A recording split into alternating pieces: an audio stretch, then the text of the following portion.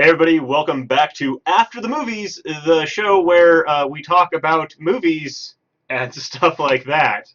I am Luke Holtzman, and with me is... Jonathan. Okay, yeah, Well, so Jonathan Grease. I guess we're doing last names now. I guess so. Last time we didn't. This might be the last time we do that because it might be like, whoa, Getting don't do personal that. now. Yeah, we're friends, right? Yeah, we're totally friends. And today we are talking about a movie, and a movie that's currently in theaters. Well, sadly, I think it's kind of leaving theaters. It's in that It's in the end sunset stage. period. Yes. All right, so we're talking about a movie, and this is a film that we're talking about. Why? Why are we talking about this movie? Well, we're talking about Mad Max Fury Road because I think it's probably one of the best action movies in the decade, personally. I love this movie. Okay, and again, we are called After the Movies, so spoilers. Okay, Yes. This is for watching after the movie. So just wanted to put that out there in case you're seeing it in the sunset period in the theaters and you for some reason haven't seen this film yet. And if you haven't seen it, you should. So go away and find a way to watch it, then come back. Definitely come back. Please come back. I didn't mean to scare you away. No. So, this movie, yes, I think it's a great action movie. What do you think about it? Just right off the bat. Yeah, I enjoyed the film. I enjoyed it. I got to the end, and it was one of those things where I liked it through and through. I would say that the opening of the film I was a little put off by. And that's because of the staccato frame rate thing where they kind of sped the film up just a little bit, and that totally pulled me out of the film. And I was like, are they going to do this the whole movie? I think I was having some like flashbacks to watching Hobbit, and like how badly that frame rate worked in that film because it felt like the whole film was kind of at the wrong speed, and so I was afraid that was what was happening with Fury Road, and thankfully they chilled it out after that, and so it was just kind of the opening thing, but that opening part really freaked me out for the entire film, but I enjoyed the rest of it. I like that opening part. When you talk about The Hobbit, you saw that in HFR, right? The 3D HFR? Yeah, Yes. I don't think... Did I watch it in 3D? I hope not. It was bad enough as... No, I did. It was so bad. Okay, just... High frame rate, 3D, all that stuff. Okay, we're not talking about that movie. I know. I just wanted to make sure I knew what you're comparing it to. Because, Yeah, the high frame rate. Okay. Yes, and it does have a high frame rate in the beginning there. I actually really like that, and I'll tell you why. Because it's not about, like, Mad Max, and particularly in this film, as opposed to the other films, which, by the way, are very disjointed from each other, not necessarily a linear story. They're just kind of these, like, section pieces with the same character. How many films are there? Well, this would be 4. So we've got Mad Max, Uh-huh. then you've got Mad Max 2, The Road Warrior, which really is called The Road Warrior here in the States. And then maybe it's Mad Max 2. I don't remember. Anyway, and then you got Mad Max 3, which is Mad Max Beyond Thunderdome. Right. Which had Tina Turner, which can give you an insight of how good Yeah, that movie I was. think I've only seen the first one, and the only time I knew about Beyond the Thunderdome was that from Weird Al Yankovic's Albuquerque song? Is that in there, or is that the in-flight movie before the plane goes? I don't remember. Something like that. Okay. You've only seen the first Mad Max? Only seen the first one. Do you mean The Road Warrior, or do you mean the first Mad Max? Because The Road Warrior is kind of the quintessential Mad Max movie, I would say. I have no idea. Okay. None whatsoever. Which one of those films I saw? So it was a movie. Let's see. So I believe, yeah, it starts out, and it. I think I even watched a little like video essay on it, Right, where they talk about how they show the story and like he's getting his gasoline, but then they also need to show that he's competent, but that he's not evil, unlike these crazy people who are trying to kill him. So I think I saw that one. Tell me this: was he like an oil rig, helping a bunch of people on an oil rig, basically, and there was a big semi-truck chase sequence at the end, or was it more of he was a cop who had a family and the family died due to gang violence? I think it was the oil rig and the. That's The Road Warrior. Okay, so I guess I saw that one. That's the second one. That's really the Mad Max movie, probably that. Okay, well I guess I saw the one that everybody needs to see, so that's good. That's good. So back to Fury Road. So unlike the other Mad Max movies, I think, well, for this particular thing, I think Mad Max very specifically refers to him being crazy. Now, I think the other ones do kind of refer to him being both angry, vengeful, and a little bit crazy as time goes on. But this movie, I don't really feel that I don't feel the vengefulness or the revenge. In fact, he seems to be having more of a PTSD from his revenge days, which I like. Instead, he's got this PTSD. He's got this kind of craziness going on about him. So I like the fact at the very beginning of this movie, you've got these kind of crazy high frame rates, these jarring things, because in my mind, it's like, oh, this is that section. This is telling me that Max is still out there doing crazy things, but instead of the beginning of the Road Warrior, where he has this cool action sequence, he's very competent, like you said.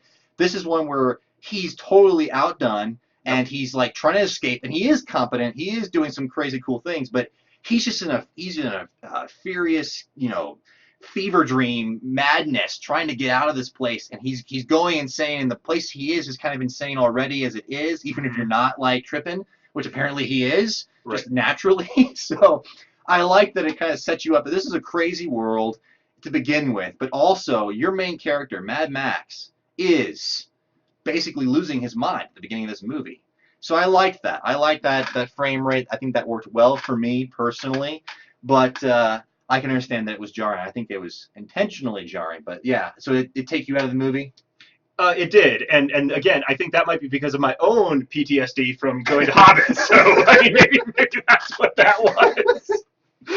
Yeah, no, I definitely like the madness element of it and how he is going through this. And I even love the line that's even in the trailer, about how I'm the only one who runs from both the living and the dead. So his thing, his issue of being, riding that line of madness and where is reality and not. I like that. But just that frame rate was just really, it was just that technical element. And being someone who likes the technical element of film, that was something that just kind of, I was like, oh, they're using a different frame, and this is weird. So it was, I just kind of like turned my head a little bit and was like, what's going on? And then, and then on top of just the craziness of that opening sequence, which was great, and honestly, like by the time that we get to where he's jumping out of the cavern with his chain, and like that's just awesome, and you're just like awesomeness, like go awesome, and the fact that they get him back then, and you're like, I was so sure he was gonna get free, like what's happening here, like. I liked that because it, you expect this certain thing from this action hero type genre, and then nope, not going to do that, and now he's hanging upside down. And let me just mention that I don't, you see trailers and you see enough movies and you start to think you can figure things out before you go. You just get these expectations, right? Sometimes it's intentional from the marketing guys, sometimes it's not. But going in there, I thought for sure, I was like, okay, so this movie's probably going to start somewhere close to Mad Max getting captured. Because we see that in the trailer. I was like, he's going to get captured. And I expected him to get captured, and then there'd be some sort of decently long sequence of, which usually is kind of boring, of setting things up, exposition, who are these new people he's run into? He's got to wait there in chains for a while. And there is some of that, but like that's the thing about this movie is that opening sequence, like you said, is so crazy. And in like the first 5 minutes, he both gets captured, tries to escape, and then gets caught again. Yeah. And that keeps it moving. So much energy in that first sequence. I thought it was going to be this chase sequence, and he gets captured. But no, it's a chase sequence. He gets captured. Then he tries to break out. Another crazy chase sequence. Gets put back in there, and then it says, yeah, Mad Max Fury Road, hold on to your butts, let's go. And I'm like, yes, this is awesome. I loved it. And so we went, we go into that, and right after that, we start having a little bit of a tamer period, which does have some exposition and things, but it's interesting because that's kind of the point where we're back to Mad Max, we're introduced to where he is in the movie, but then I think that's we really begin to transition not only to the world, but we transition into who some would argue is the protagonist of the film, and I would say there's a strong case for that, of Furiosa. Right. That character. Absolutely. And honestly, Furiosa as a character and the way they introduce her with, driving the truck, and then I think one of the best moments to be like, wow, okay, that's what's going on. Like, and it showed so much about what this world was and what the relationship was when, she's driving the truck and this guy like peeks in the window and is like, what's going on? And she's like, hey, we're doing this. And he's like, why are we changing course? And she's like, we're changing course. And we're changing course. Like to set her up and to put her in the position that she's in just with a few lines of dialogue. It's not like, oh, hello, mistress of all things powerful and leader of queenness and blah. Like they just do a couple of lines of, of, okay, we're changing course. Everybody's like, sweet, we're changing course. And that was a great way, both from advance the story plot of she's not doing what she was told to do, but also to tell us who she is, how she relates to people, and the amount of authority that she carries in who she is as a character. I loved that from a writing and production standpoint. It was awesome. I think it's interesting that you focused on that too, because I focused on that too. That's that moment that really sells it to you, if nothing else. Yeah. Because earlier there is a section where the big guy with the mask, Immortal Joe, Immortan. Everyone thinks it's immortal, but apparently it was spelled with an N, so it's Immortan Joe. So get it right. What is Immortan? I don't know. It's that guy with the crazy face mask. That is Immortan Joe. Is that like because he has this thing that okay? I'm not sure why. Look that up, people, and let us know. Yeah, because by the time we get to the end of the video, we're going to have forgotten that we should look that up. Yes, that's probably what's going to happen. Anyway. Immortan Joe, like, he comes out, he gives this big speech, and that's the other thing. We're getting this speech that he's talking, he's addressing the people. There's a little bit, not necessarily conflict, but we're just, again, you've got, like, I guess, 5-10 minutes of given exposition that you're ready for. And I think they did the exposition well. It's not too slow, not too boring. In fact, it's actually pretty fast. So we're down there, and it's like you're seeing all these cool things. There's so many visuals accompanying all the words that you're putting things together. But he does say, and, once again, I send out my war rig with Imperator Furiosa, and you see her and you're like, whoa, I don't even know what an Imperator is. And apparently Imperator is awesome woman who like runs the rig and tells people what they're going to do, whether they like it or not. And that was, so that's a good point. You need to have that moment where you see the actions behind the titles, right? You need to see why she is the way she is. Why is she the one who gets to drive the truck? Why is she even mentioned by this big guy in the speech? Well, it's because she apparently is in charge. And as we get to see more and more of, she's a badass. She's awesome. So that entire setup was good. But again, we get our exposition time is what? Maybe another 5 minutes of I don't know, setting up that they're going to go on this journey. And then they start going on the journey. That's the other thing. Again, this movie moves quickly. We're not wasting our time trying to set up characters. We're setting up characters through actions, through plot and story developments, as if the two coincided, which really they should, right? That's the thing. That's what I love about it. They should coincide in this movie. Yes. They do coincide. Yes. Unlike last week's Jurassic World, which I think there's plenty of times where they don't coincide. Anyway, watch that video if you have no idea what we're talking about. Shameless plug for episode 1 of After the Movies, by the way. Anyway, I love this movie. So they go in there, they start, she diverts off the path. Why is she going down this other path? We don't know. We're in the shoes of the guys in the back of the rig. So there's sort of an immediate tension and wondering. Meanwhile, we cut back to, Mad Max there, hanging down as a blood bag, which is, there's so many little details about this movie that are awesome. But I guess maybe we should try to focus on some more of the bigger strokes of the film. Well, but just to pause there, even with the blood bag and all that, they're not only building the world with that scene, and it's a crazy world, but you actually start to get it, right? Because you already had this like weird like tattoo back universal donor, like what the crap, so you have all that weird stuff earlier, and now they're echoing it, very shortly after that, so that you can follow along with that. But then you also start to meet other characters, and you get to know their personalities even in this little bit. So even as they're doing the exposition and saying, okay, yeah, we're going to go out, we're going to do blah, they're introducing and building the world and the characters while telling you what's going on in the story. And I like all of that coming together. It's very, very well done, and that's one of the things. There's a lot of talk, and you can see it from the trailer alone, of how awesome the action sequences are, and we will get to that. But that's one of the things that makes this movie so great, is that it's not slow. It takes advantage of its characters and its plot, and everything works together, and the details aren't mindless or worthless. Everything is building the world, or the characters, or both. And that's what makes this movie so great, is it's both fast, or at least it feels fast, and it's also building all the time. Nothing is useless. Okay, there are a few things. Even though it builds the world, I would have been okay without the mothers who are milking themselves, and I don't need that. I just don't need that. But you get the idea that, I guess maybe it's another thing, is Immortan Joe is constantly either not caring or using women, right? That's society. Right. Women are only to be used. That's the society. And so it's another visual representation of, they have things we need. That's why we keep them around. They're not for any sort of purpose other than that. Well, but it's not just women, right? It's everybody, right? Because that's it. The blood bag, like that is what Mad Max is in the film. Like they call him that the entire time. So Good it's the world that they're building out of that is this whole was it necro? Was it Necro what? the necromancy, or was it the warlock? What was it? What do they call themselves? Something. The Necro warlocks. War Boys. You know about the War Boys? Talking about the people, they're doing the blood transfusions. They're doing like all that entire society is built around. Look, we're not going to actually go use resources like water. Don't get too attached to that kind of stuff. Yeah, we're just going to plug into other people, and we're going to do like so it's actually this crazy world of usage of things, and it's not just women. And then the fact that you have Furiosa there actually is like this, like, what is that? Which is pretty cool within that world too. Like, how did she get into that position? What made her special? And then I guess just bouncing off of this gender thing again, you have basically her who's like in charge and making things happen. You got all of her little white boys who are following her stuff, and then the rest of the leadership and everything else, they just sit.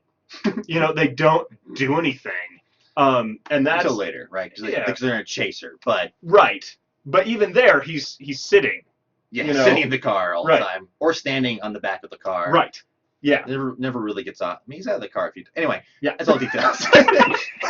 But yes, he's not. He's big. He's slow. He's not nearly as active as the other people. And he's a chaser. He's he's kind of controlling things. He's not engaged, creating things. He's not a catalyst like Imperator Furiosa is. Even Mad Max, that's the thing. Mad Max isn't necessarily a catalyst either, especially not in the beginning of the movie.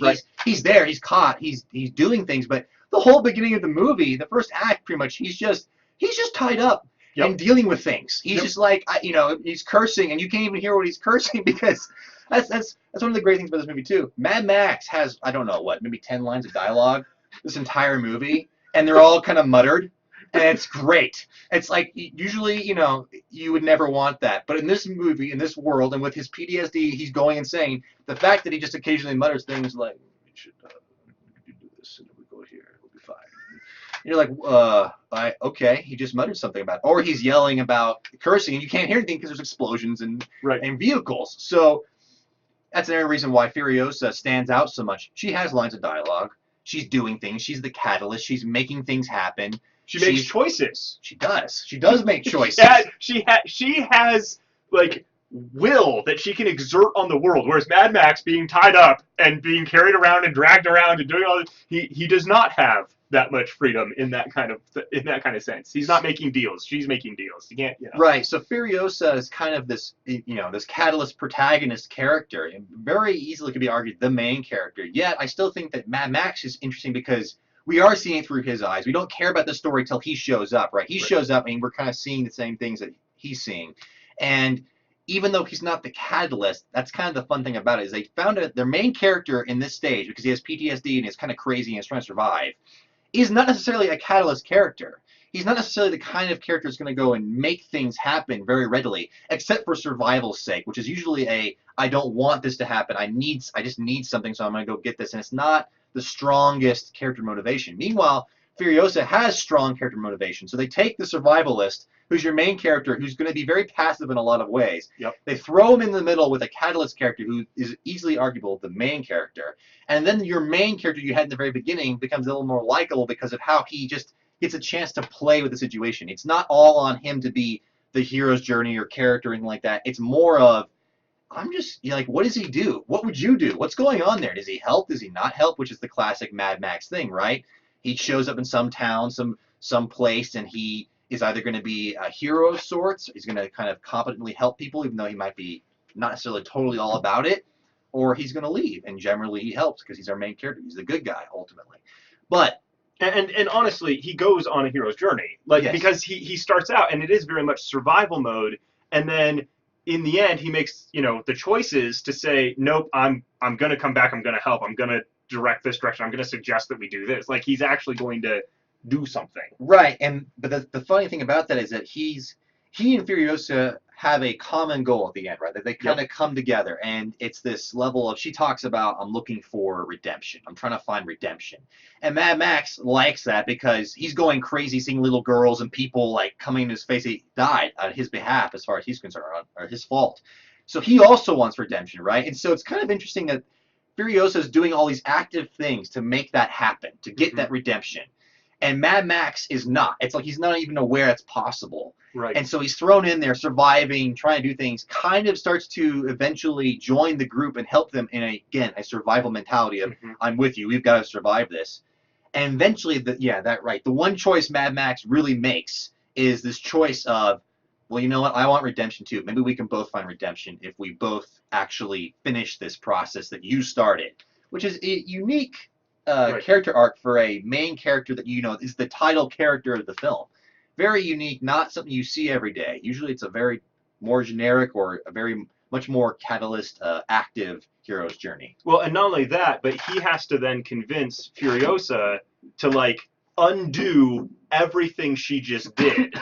and there's something to that moment where he can only come in and say, this is what I really suggest we do, but the choice is ultimately hers because she was the one who made this active choice to get them out.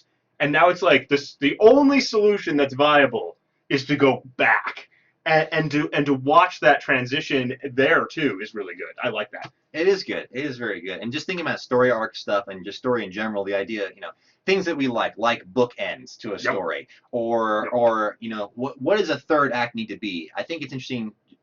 Not going too broad, but thinking about trilogies and the idea that you kind of want that third movie, that third act, kind of somehow bring things from the first act into a higher level in that third act, and then finally resolve, right? It's the same issue, just different somehow, right? Whether it's the same story or if it's a trilogy, some of the best trilogies are often things where it's like, that thing we thought we dealt with in the first movie somehow came back in some new way, and we got to deal with it again.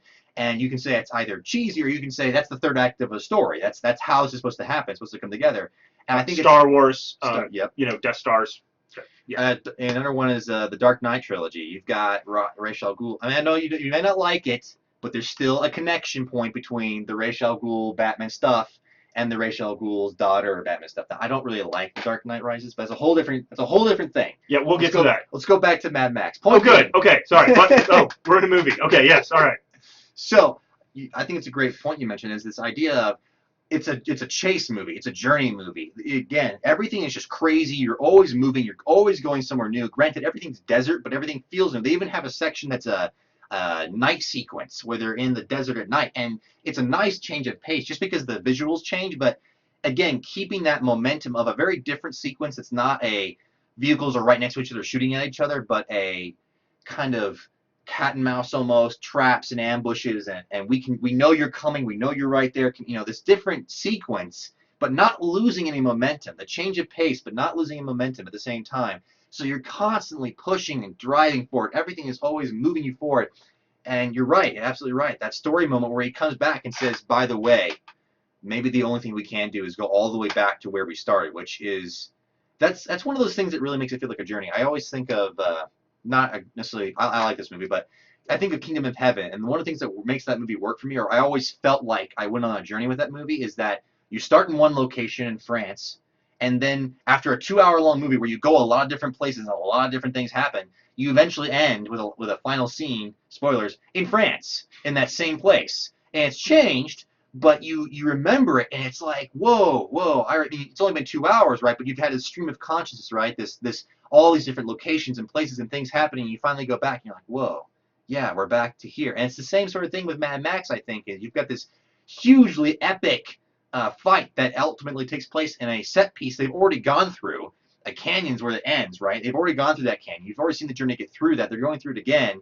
And finally we get back to the same city, and this kind of redemption of the city, redemption of the characters. It's the same place where we started. It was horrible. We wanted to escape in the beginning, and now we actually fought to get back there, and it's actually a better place.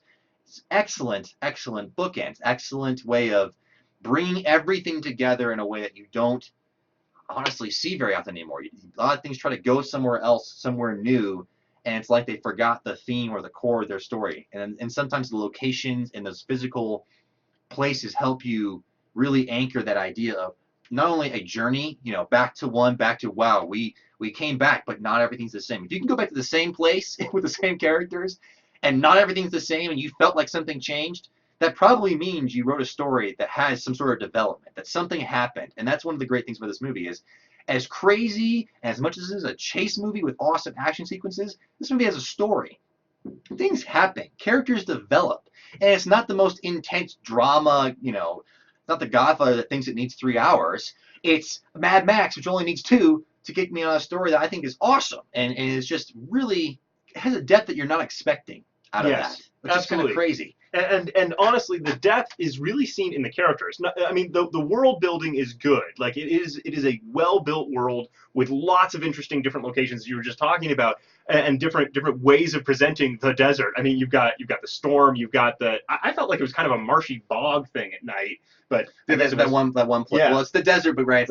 Yeah. So like, but they have all these different locations. You got some hill country at the beginning. You've got some different ways of doing desert. But you also have a tremendous swath of characters, and you actually get to know all of them. Mm-hmm. Like it's very impressive, even with these like the spiky guys who show up just for a moment to do just to add tension to the scene but now suddenly there's even cultural differences and there's all this stuff. But then in the characters themselves, there's just such depth.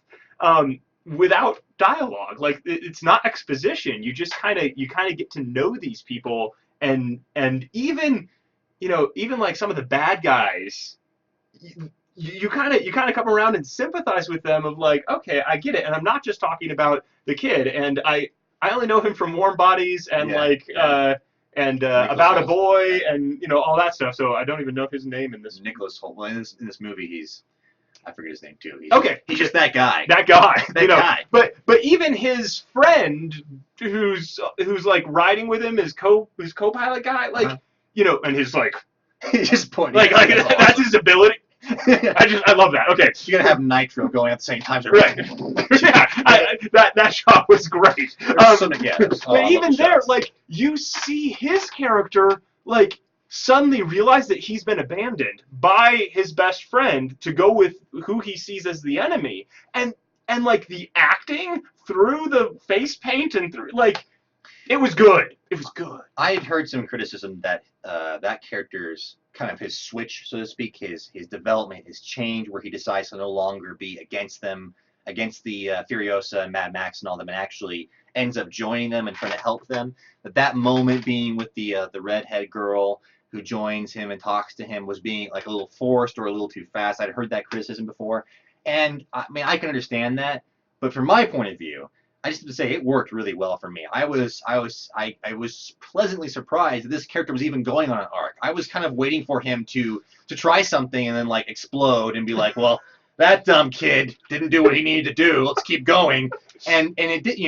They didn't do that. They actually had him go on an arc, and even if it is a little fast or maybe even in some people's minds forced, I think it was actually pretty. I could buy it if I'm on that kid's shoes. I just failed 20 times trying to do the one thing and finally get to a realization of, hey, maybe I don't have to be like them. Maybe I can be like these people. I mean, it's just good. I don't know how else to say it. I just thought that every character is going on some sort of arc. Something's happening. Even the old ladies that we meet at the end, who are there for the third act alone, basically. Yeah. Even them, there's several of those characters I feel different things for. I'm like, well, she wants to plant seeds, right? That's probably the most in-depth we get. So she wants to plant seeds, and she doesn't get that chance. And right. There's the younger woman who's the youngest of the group, and you feel things. And I don't know exactly how or why that happened. Maybe it's just because the world building was so good, or the rest of the story was already pushing me, and I already bought in by that point, so I was willing to buy in some more.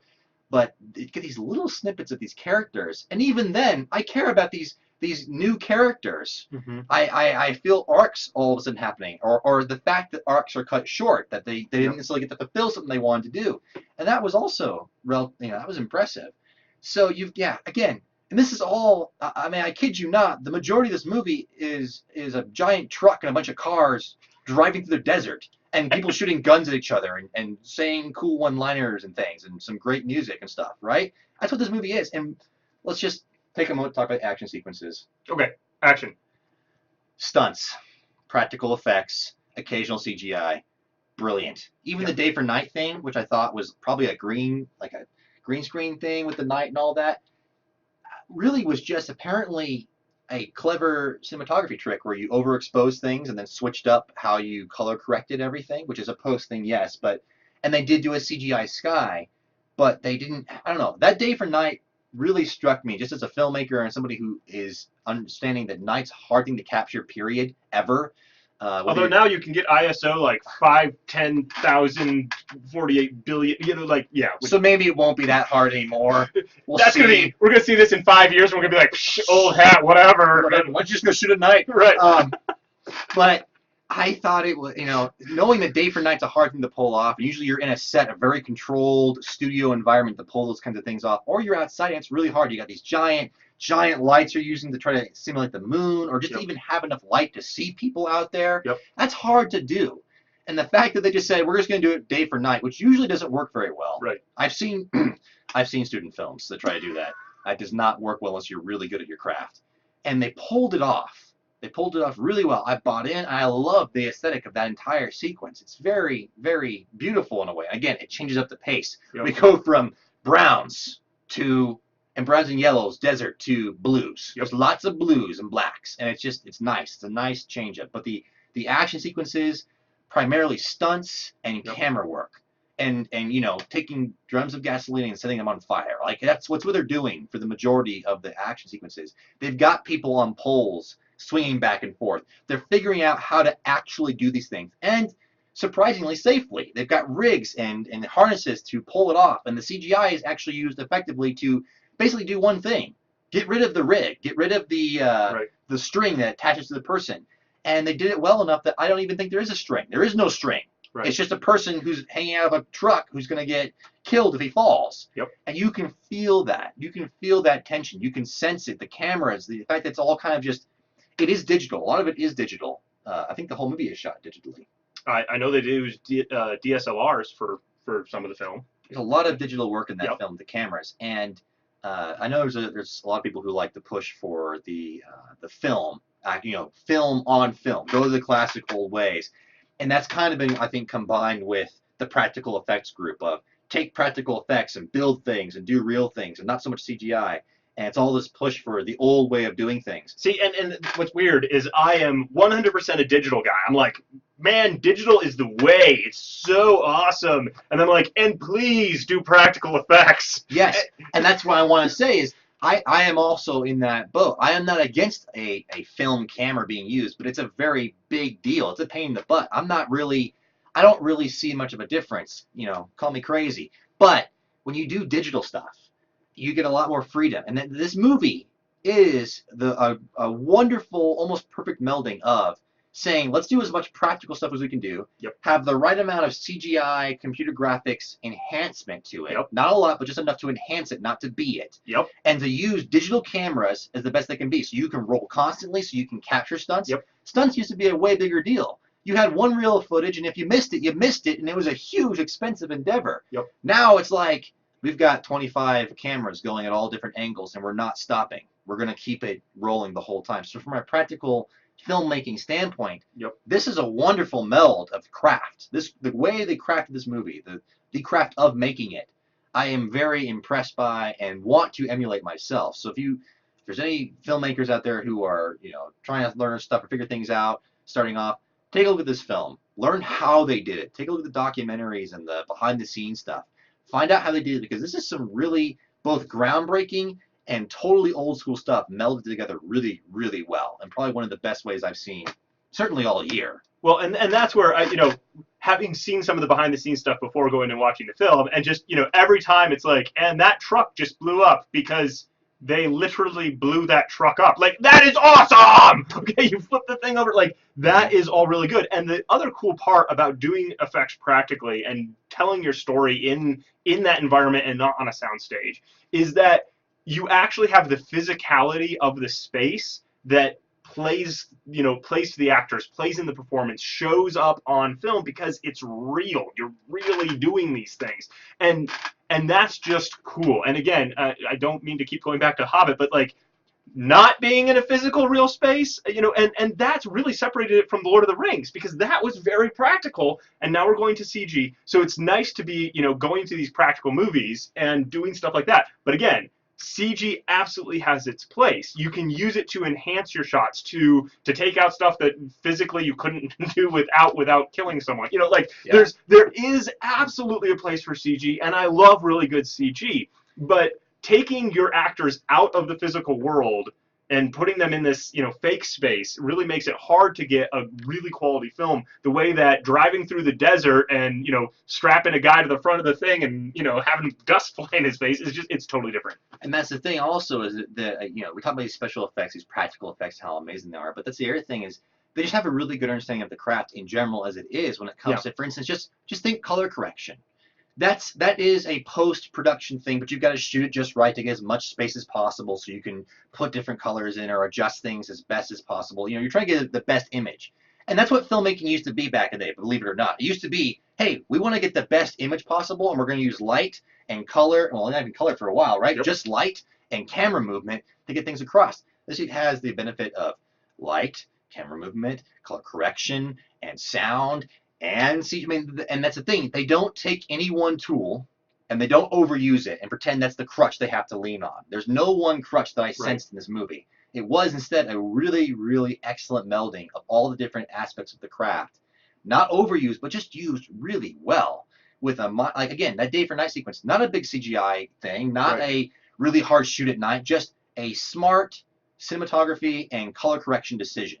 That's all it is. A color decision, ultimately. I mean, that's just kind of fascinating to me that it does so well. And it's just a color decision. That's all it is in a lot of ways. And so, I could talk about this movie for a long time because I love this movie. But, you go on this journey with these characters. You come back to the end. It's got a nice full circle bookend. The character has, every character has progression. The entire women ensemble and seeing their progression is also fairly excellent. Furiosa is an awesome, awesome character, and I have heard critics and a lot of people, champion this, saying this is a great feminist movie, and I don't know that I agree because I think it's a great movie because the characters. It's not saying that men are the only thing that you need. It's not saying that women are better off on their own, that they're the only thing they need. It's saying, actually, aren't we better together? Aren't we better as like human beings? It's more about humanity versus immorality. These people who have lost their humanity, have become these animalistic group of people, and these other group of people who hold on to an idea of not necessarily civilization, but a hope for it, a hope for real human interaction, even though they may not necessarily know exactly what that looks like, and they start to kind of discover it. And that the scene, and it's everything. Scenes and progressions of those kind of character interactions happening simultaneously with big explosions and action set pieces, not having to be one serving the other, but they're both serving each other at the same time, is also wonderful. The fact that the canyon sequence, where it's this big moment of Mad Max does not trust these people. He's not trust the women. He's not trust Furiosa. They are on opposite sides as far as he can tell. But he's starting to realize he kind of needs them. And so it's a, I need your relationship. But something happens in an action sequence through the course of, I need you to be in the car, just be in the truck, just in case we need to go. And here's the kill switch. She trusts him, right? Yep. And it's a survival thing, right? But it goes from survival to, in the middle of the action sequence, you start to, just by the cuts, the actions, the things they're doing, they start to work together. Yes. It's no longer I have to survive and I'm keeping you at bay, and I have to survive so I'm keeping you at bay. We just got to deal with each other, to we're working together. Yes. We will make this. We will survive this. We're going to go. We trust each other. It's kind of crazy.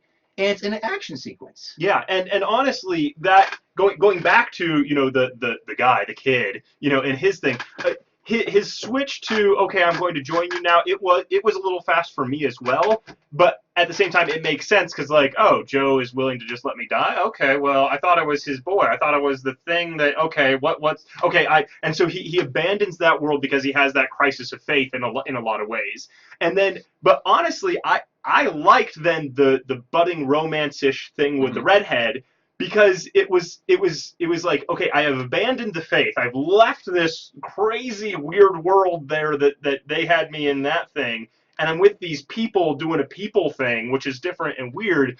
But then he also then develops a relationship, and he sees it's an easy way to show him connecting and building and seeing a whole new way of dealing with the world than he ever has before. Because now it's not about using people as resources, but as connecting on this like really weird level. Like, what is this connection thing? What is this? I like it. What is it? And that's a great point because I love that. And thinking about post-apocalyptic movies, and that entire, like whether it's zombies or desert wastelands or whatever it is, often there's a few things you expect. You expect a lot of I generally expect a lot of violence, a lot of really gritty, nasty things to happen. People trying to do crazy things to survive. And you get a little bit. I mean, I knew it was going to happen in Mad Max because it's another post-apocalyptic world. That's how things go. There's weird It's things. the genre. It's the genre. So there are some weird things like women being milked and some violent stuff, but it was actually fairly tame for what I've seen past in other films and might have even expected from this film. I was very pleased by that it was tamer. I knew it definitely had emotional heft in its push for different things that were happening in that world, but the way it had heft was more of this idea of human beings who are acting as animals or acting in a way transactionally with each other, as opposed to having a relationship. And that's not usually the core of a post-apocalyptic story. Usually it's a lot of more of zombie stuff, right? It's usually a lot of, well, hopefully no one gets scratched because then we might have to kill them. Moral dilemma, number one, right? And it's all these terrible moral dilemmas and how are we going to get through this? And it's kind of about how can we keep our humanity. But I'm never really drawn to those personally. I find them to be usually just really depressing. I don't want to go through that. I don't usually see a light at the end of the tunnel. And if that's the message, if the message really is there's no light at the end of the tunnel, I don't buy that either. So it's all over, guys. I'm not going to go. But that's not the theme of Mad Max. Mad Max has every possibility of going down similar roads. Moral dilemmas of what do we do, and the idea of it's all hopeless. We'll never make. I mean, you could easily take that story in that direction, but they didn't. Yeah. Instead, that story, like you said, is far more about here's a society that's broken. Humans are broken, and they have every reason to be. There's a good reason to be as broken as these people are, and this group has survived, succeeded because they have certain resources and certain transactional mentality with people. People are to be used as resources, and that's how they survive, right? A tribal, very gang tribal thing. And then you get this other look at life, which is far more of a relational interaction.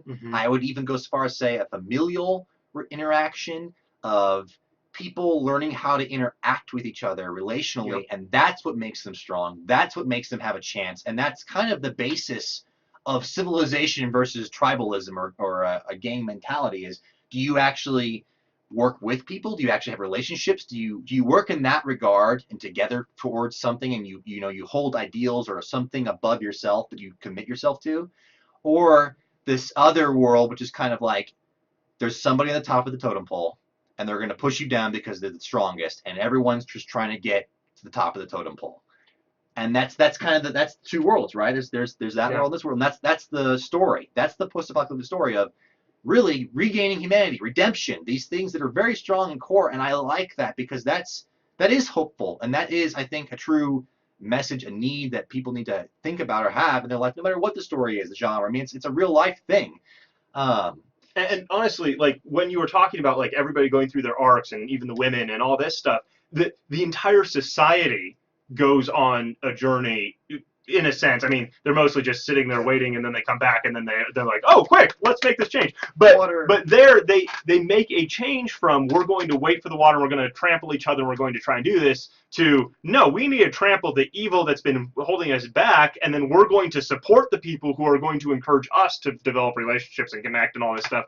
And yeah, it's fast and it's it's subtle, but it's there. It's not just well, we're waiting for somebody else to open the water for us. It's we need to build a new community, a new world out of this. Yes, and that's one of the things I think that makes this movie kind of transcend just an action movie or just a good movie for me. It becomes a great movie, even a movie I love. Perhaps one of the best movies certainly one of my best movie of the year so far that I've seen that I can remember, and probably one of the best movies of the decade so far. Is this movie because it works so well. The craft is so tight, so well done, and the story they chose to tell may not be necessarily the best story ever, but they did a good job of telling it, and it's actually on the good end of things. It's not a a done before piece of crap. It's not some sort of mortal dilemma, hopelessness nonsense. It's a, hey, consider this: humanity in two different forms, and what does it take to kind of come back to a somewhat relational, humane perspective on life in a terrible, terrible world, which is great for Mad Max. Yeah, that's awesome. I love it. It's phenomenal. Okay, I have a lot of other thoughts rolling through my head right now. You know, like the chroming and like like there's so many fun elements of this movie. But honestly, like that's I was sitting here thinking, okay, how do we bring that up? What's a good way to bring? I don't know. It's part of the world. It's part of the experience, and it's a ton of fun to have that in there. And it's weird. You know, you've got this part about like Joe's got his favorite girl, and so she puts herself on the line to protect the entire community. Like, there's so many good little moments throughout this movie. I love the part where, it's you've got the woman naked at the top of the thing, and then they're like, oh, that feels like a trap to me. Like there's just so, like, that's bait. So many good little things in the film that I just really like. But honestly, it's more about the experience than it is about like, okay, well, here's the boxes you need to check if you want to have a good movie. It's you need to build a good world, you need to tell a good story with your characters that you can go on this journey with, and then you're going to have this amazing buy-in from like everybody across the spectrum. Like it's because it's a good, strong film. And this is a good moment to take a quick moment and compare it to the last week's movie, Jurassic World, which we brought it up. The devil's in the details, and Jurassic World does not hit all those things. And there's moments where plot and characters are not serving each other, they're serving themselves, or they're conflicting, or there's a lot of things that just don't. They don't necessarily do the best job of world building in Jurassic World. There's just these things that don't add up. Meanwhile, and they drop stuff. That's the other thing. Like, if you take the time to put something in, use that, carry that through, and they do that. Even the mother's milk, which you hate. Yes. There's this moment like, wait, where did we get this liquid? Like, where's this coming from? Yeah. Oh, okay. Okay, that's different. Like it's part of. They bring it all back around, and that is important. And they don't do that in Jurassic World. No, they don't do that in Jurassic World. That's the point. There's a reason why I love this Mad Max Fury Road movie, and that Jurassic World is just okay to me. Because Mad Max Fury Road, like you just said, with all these, it's an insane amount of details and random things, the chrome, the little character moments. And like we've been saying this whole time, they work. They tie in. They have some sort of point. If nothing else, even if it's just a quote-unquote mood, world-building thing, it actually adds. It does not detract. It does not distract. It is a part of this. It makes it all make sense, as crazy and strange as it all is, and certainly exhilarating. I mean, some of it is coming so fast, chroming and blowing things up with sticks and people jumping off of cars. You're like, what is going on? But that's part of the fun of it too. It's chaos. Now think about this too. Jurassic World has some chaotic stuff going on. Yep. T-Rex, raptors, and all this stuff. Fighting and craziness. But I'm bored. Meanwhile, in Mad Max, there is chaos almost constantly, but it's intriguing. It throws you off, but it brings you back in. You don't lose track of the things that matter. Who's who, where they're going, why they're doing stuff. That's why it's the simplicity is so good. But it is chaos, but it's not undermined or left unattended. There are consequences. Crazy things then have crazy consequences. Yep. Characters die. Characters almost die, and that's the other thing. When was the last time you got to a place where a main character was wounded and you thought to yourself, hey, they might actually die? I'm not sure whether or not they're going to live or die. So when Furiosa gets wounded, I wasn't sure if she was going to make it or not. I had no real push one way. Was I afraid at that moment? I don't know if I was, but I'm rather jaded. That's the other thing. I wasn't afraid, but I wasn't sure. That's the thing. I was happy because she had a character moment. She had redemption. She had satisfied. Right. So I was satisfied. She had died. Right. So if she died, it would have worked. Okay. Right. And so there wasn't a need for her to like magically come back for some reason. No. Right. So that is good writing when you can bring your character to a point of completion and then carry them on beyond that point. And you still care. And then there's that relationship between Max and her where that's the other great thing is, what's your name? Who are you? He never says anything. I won't, again, a relational problem, right? Names are identity. Names are used for relational means, right? And that's the other thing is the names are used in the Air Society as Immortan Joe, Imperator Furiosa, as these commanding, I am the king, position-like things. Whereas Max, when he finally says his name at the end of the movie to Furiosa, and she gives him, I believe, her real name too. I don't know. Did she give him a real name, or no? That's I don't remember. I don't know. Point is, he gives her his real name. He just says, "My name's Max," and whether or not she even hears it, it's not about the name itself or the position or anything it's just about the fact that he said it, right? The fact that he's willing to try to have a relationship with somebody, because that's the other thing. Mad Max is in PTSD, and he's also relationally scared. Yes. He's terrified. It's the classic, if I connect anybody, are they just going to blow up or die or get murdered on the side of the road? It's going to be my fault. They're going to be the next face that I see running at me. And that would suck, and I don't want any more of that. And he gets to a place where he's finally willing to say, come what may, I choose this.